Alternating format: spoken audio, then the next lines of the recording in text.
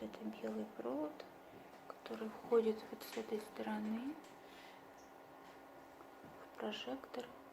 Он подключается к планшету. Так. Вот в это гнездо. Вот этот провод черный. Он идет и тоже... нет, он идет и подключается уже к гнезду, но не к планшету.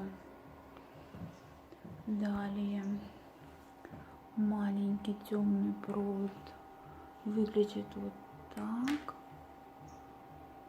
Он соединяется вот с такой штуковинкой, и затем он втыкается в удлинитель. Так, окей. Второй провод выглядит вот так. USB устройство.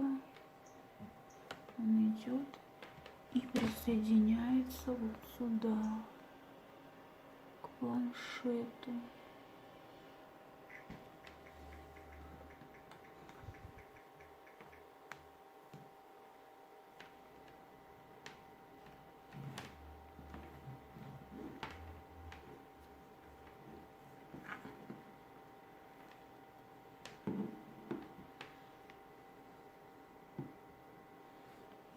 Так, и еще вот этот вот такой вот черный проводочек.